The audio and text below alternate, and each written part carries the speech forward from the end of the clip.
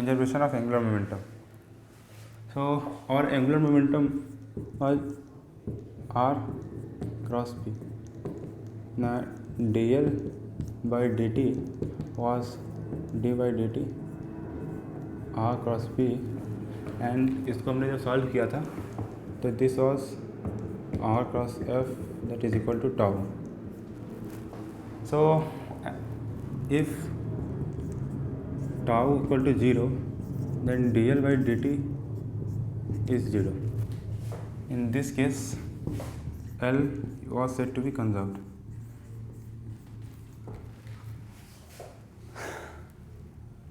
L को हमने ये देखा अभी tau equal to I alpha है. हम टाउ को लिख सकते हैं dl, यहाँ पे हमारा आया था dl by dt is equal to tau, that is dl by dt was tau.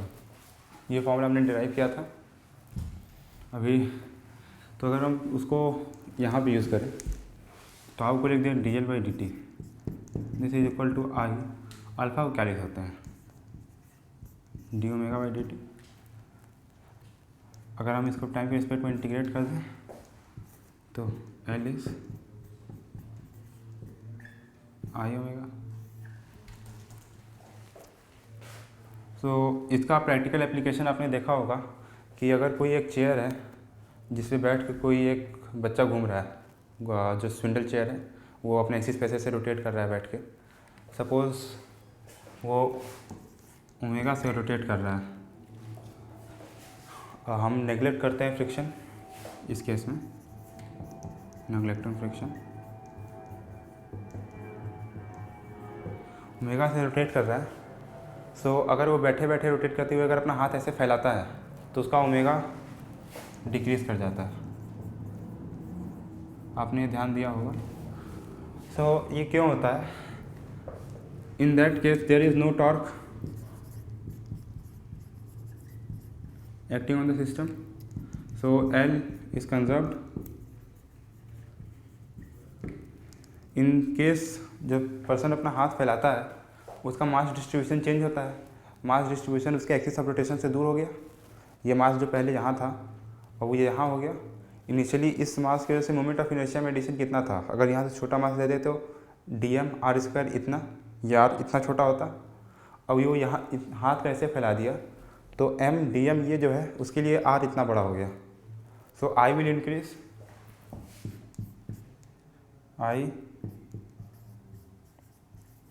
increases in that case.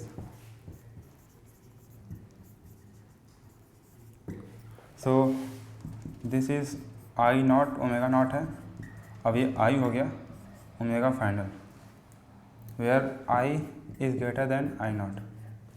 So omega final is I not by I omega not.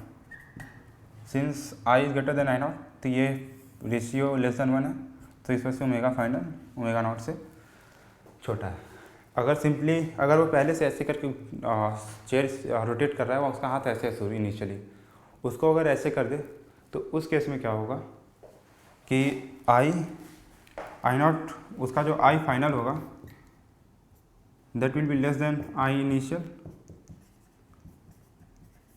So omega not I initial equal to omega final I final.